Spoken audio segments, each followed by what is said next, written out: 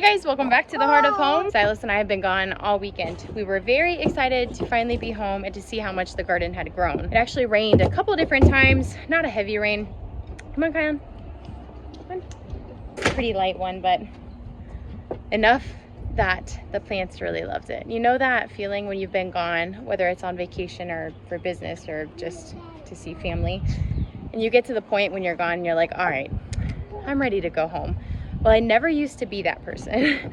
I never used to be the one that was like, I want to go home. I was not a homebody at all whatsoever.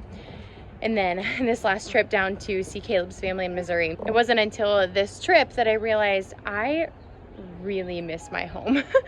And it's not that I just want to come home and sit and be still. It's that I wanted to come home and be with my husband. I wanted to see the growth in my garden. I wanted to eat food in my kitchen out of my garden that my body is used to. And I'm so distracted. I think our neighbors just got a new puppy. The perks of a suburban homestead.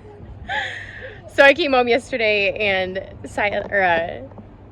Caleb surprised me by finishing some parts in our kitchen. Now, if you're new here,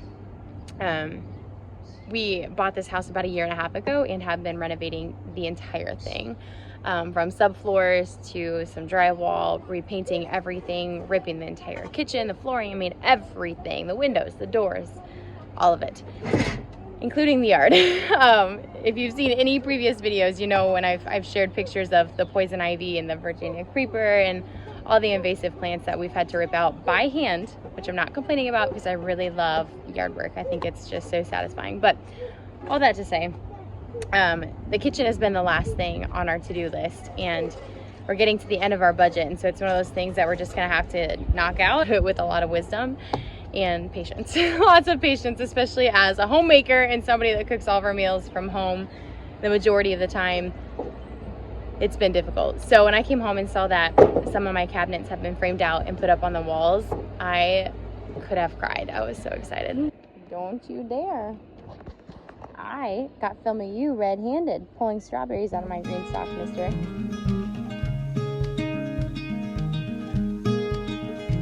So the green stalk is one of the many things that decided to start growing while I was gone. The freckled lettuce has been growing for a while. That's actually going to be a head of lettuce, so some of those will have to be pulled out. But I've got a wasp flying around me, first of all. But I've got some lemon thyme here. It's variegated. It smells so good. If you guys could smell this, man. I had some of my rainbow Swiss chard finally pop up, and it's really starting to take off. But my beans here, they pop through the surface and are finally doing the thing. I'm getting to the point where I am tired of hoping that these strawberries pull through, because either I come out every day or every couple of days and there is one or two ripped onto the ground. That it's funny because I think Kion's the only one doing it, which is totally unlike him. But I guess there's just something with strawberries. Yes, honey, I love you, but I don't love when you pull my strawberries out of my green stalk. The strawberries in the green stalk, I am losing hope on. Okay, sir. However, the strawberries on the side of the house that I showed you guys in a previous video, either 1, 2, 3 videos ago, I don't know at this point. Those are June bearing strawberries, and they're actually doing quite well. Now, I was anticipating having issues with like bunnies or the such, but they are also right next to our fence, which there are 3 dogs that can run up to that side of the fence. So I don't know, we'll see. Maybe the bunnies just don't know that they're there yet. Yeah, however, the dogs know that these strawberries are here and they're not thriving. My chamomile decided to open up and bloom while I was gone. You guys can tell that these chamomile reseeds. It's not a perennial plant here in zone 5. It just reseeds pretty well. And last year I harvested off of this chamomile plant, this specific pot right here, constantly. I mean constantly, up until they were like really tall and spindly and it was becoming the end of the season, and then I let them put off flowers and go to seed. And then I'd come out here, and as soon as they were starting to like dry up, and I'd pick them off and just kind of drop them in this bucket. because I didn't want them falling into the yard and then, you know, getting mowed over, but I wanted them to be in here. But you can tell that when we had heavy rains, all of the water goes to one side because it washed all the seeds over to the side, minus a few of these guys over here. But so that's why they're on just one side of that planter box. I didn't actually intentionally plant them all on one side. These are actually the only strawberries, well, I shouldn't say only, the top tier of those strawberries right there. I think that's 1, 2, 3, 4, the 4th tier on the green stalk there. They're doing fine because the dogs aren't ripping those out. These guys are doing fine, which is funny because I put these ones in here because they all looked like this guy. I thought they were dead. I didn't think there was going to be any life in them, which he's really trying to pull through. You see that there? If you haven't planted strawberries before, the crowns there actually do need to be out of the soil just a bit. You can see the new foliage coming in there. But these guys are looking really great. I'm really glad I didn't toss them and I threw them in the dirt.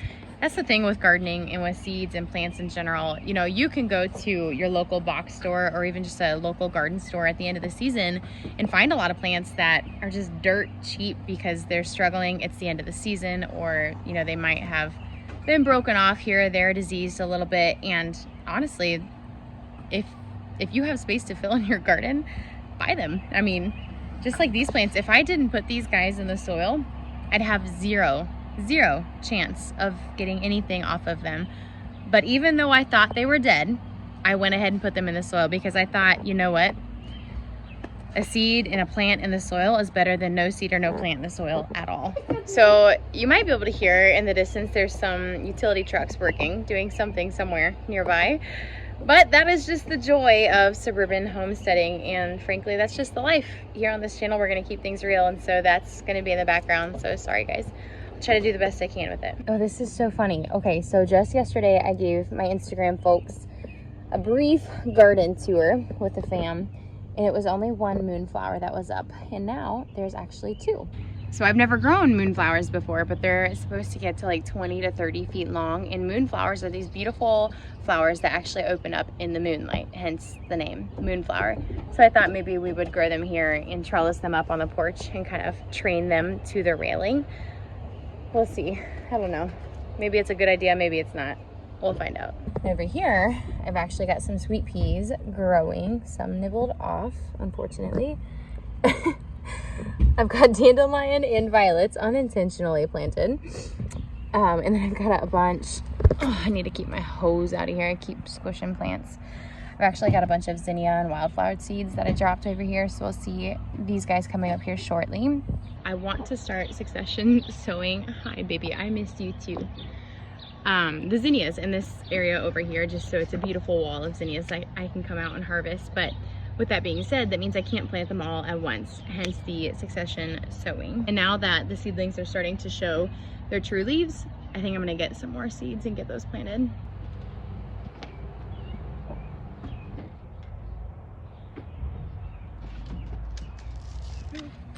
All right, babe, good job. Look at my new ramp. Yeah, I see your ramp. That's pretty cool, dude. I decorated it. You decorated it? Yeah. How'd you decorate it?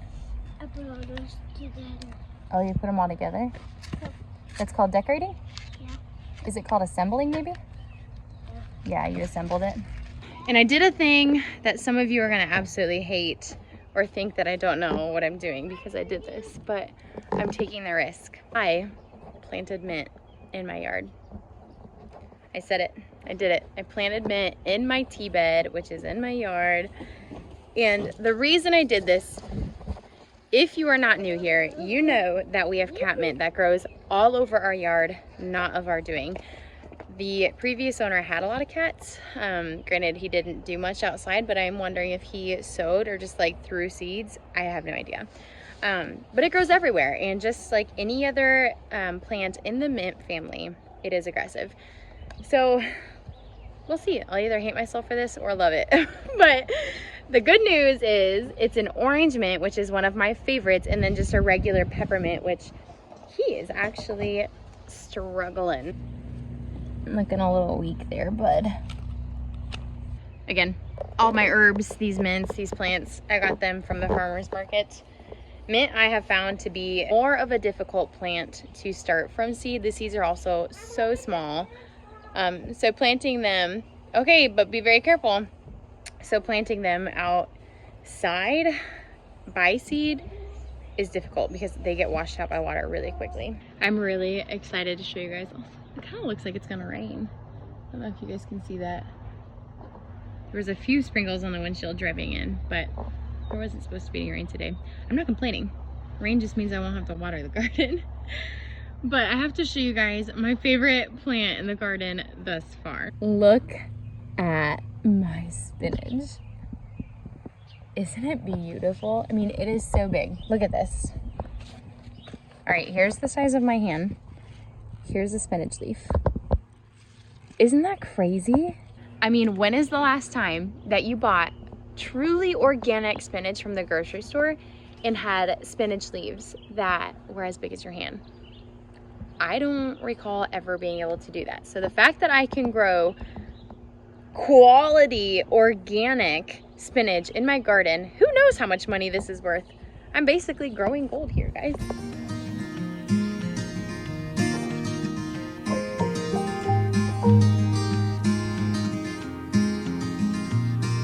Far from home and horizon looking like a sunset dream. And I talking. My brother-in-law Ian and I, we're talking about the black garbanzo beans that I have. I've tried growing the last 2 years, but when I've tried growing them, it's from a started seed that I did indoors. And the plant always looks so great up until you transplant it outside. Now, it's not a hardening off problem. It's just that it does not do well. It gets spindly, it starts to go to seed right away, even after trying to prune off any fruit that's trying to grow to encourage root growth.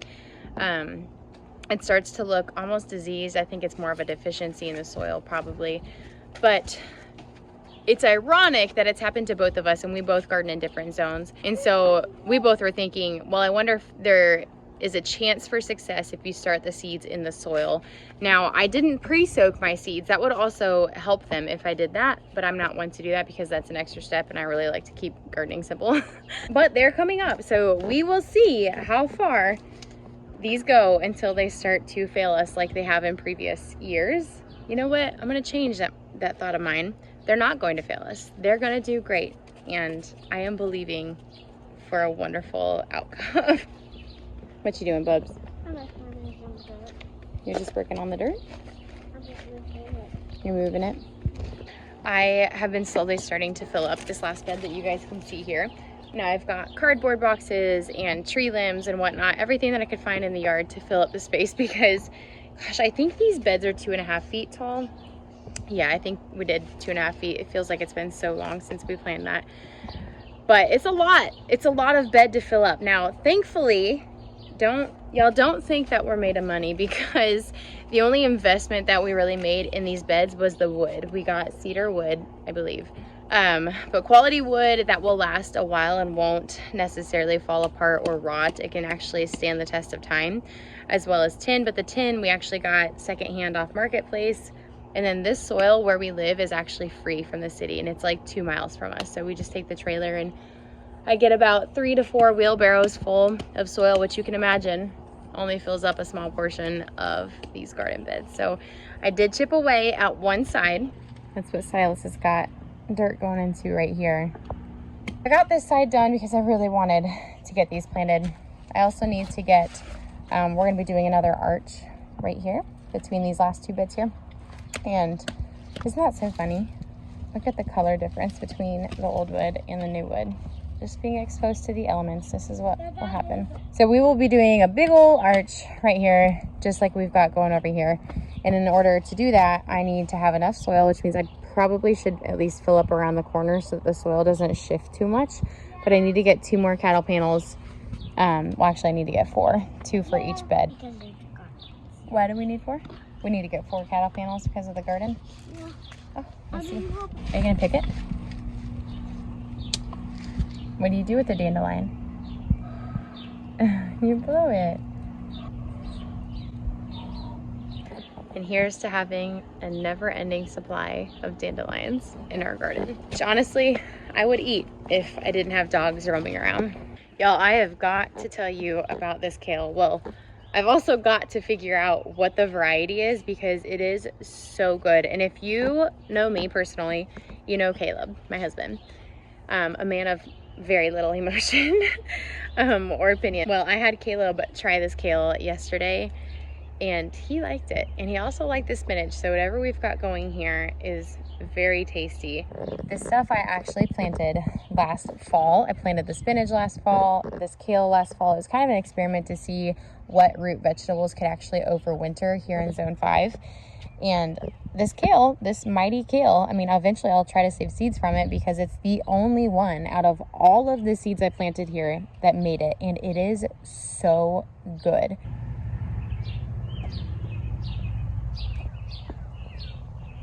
It literally tastes like a spicy broccoli. I don't know how else to describe it other than that. We're gonna harvest the spinach. Do you wanna help me? Yeah. Let's do it. Let's start harvesting. Let's start what? Harvesting. Harvesting. Let's do it, buddy. Hold on, let me show you how to do it. So you wanna pick from the outside because all the new growth comes from the inside. We wanna see this big one? See how it's big? Oh, it's been chewed on by something. It's all right, it's still edible. We're gonna go all the way down and just pinch it. We really should get some scissors, but don't pull, you gotta pinch. Pinch it.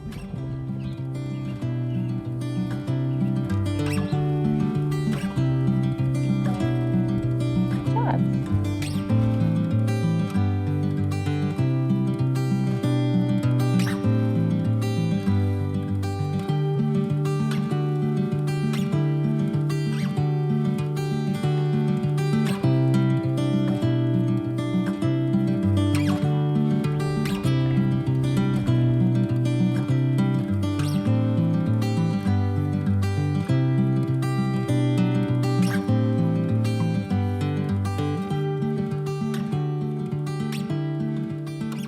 You guys may have noticed this is called lamb's quarter. Now, ironically, it can be eaten very similar to spinach. So the fact that it's growing in the spinach bed is just kind of comedy. But lamb's quarter, it is technically a weed. I mean, anything that is... Yes, honey, you can eat that one. One thing I do remember from high school was the shop teacher. He was very intentional in that he made sure that we knew that a weed is anything. I mean, it can be a plant that you planted. A weed is anything that's in a place that you don't want it to be there. Whether it's a plant that you intended to be there or not, it is considered a weed. So like the mint, for example, that is probably going to grow all over my yard and hopefully outgrow the catmint, will eventually be considered a weed in some places. Now, that's just because it might not be where I want it to be. Lamb's quarter has vitamin A, B's, C. I know it has iron and all sorts of other medicinal purposes, but I am letting this one grow. I think there's another one, well, there was at least somewhere in here that I was gonna let take off because they will get kind of tall. Definitely much taller than the spinach, but I want to kind of experiment with this and see what I can do with it. What do you think, Silas? You got a good, oh, I think that we've got a good amount. What do you think? Can I see what's in your box? Oh, good harvest, buddy. Yeah. You want to pick a couple more? Good job. Pinch. Oh, careful. If you pull too hard, you'll pull the whole plant out, right? Now look at your fingers. Pinch it. Use your fingernails, honey. Okay, can I show you? Ready? Ready? Are you watching? Pinch. Just like that, and it'll come off. Good. Okay, leave that plant alone. Let me show you something. This plant, it doesn't have a lot of green foliage on there. And how do plants grow? Do you remember? Yeah. They photosynthesize. Can you say that? Photosynthesize. Photosynthesize. And if they don't have enough green, they won't be able to photosynthesize. And then that means they won't have enough energy to grow back again. So in harvesting something like lettuce, just do keep in mind, try not to harvest more than 2/3 of it. Silas, look at all my spinach. We are starting to get rained on. I will do it. You want to do it? Whoa. Oh my goodness. What are we going to do with all this spinach? Cook it. Cook it? Salad. Or eat it in a salad? Oh, the handles are Can we get it off? I think we might have dropped the piece in the bed. All right, can you take that up and set it in the kitchen? Careful, don't drop them. Well, we're about to get rained on again, which I'm very happy about because my garden is going to love it. So I've got to go get, we'll wash them in the sink because it's about to rain. It's about to rain, so we can just take him inside. He is such a little helper. We're in that season of him being quite independent and also wanting to help really bad. So, oh, I forgot I planted melons over here. Goodness. All right, I'm getting distracted. It's about to rain, which means I need to head inside and get dinner going. It's actually Caleb's birthday today, so it's time to go make some birthday dinner. I will see you guys on the next video. Thank you for being here. See y'all.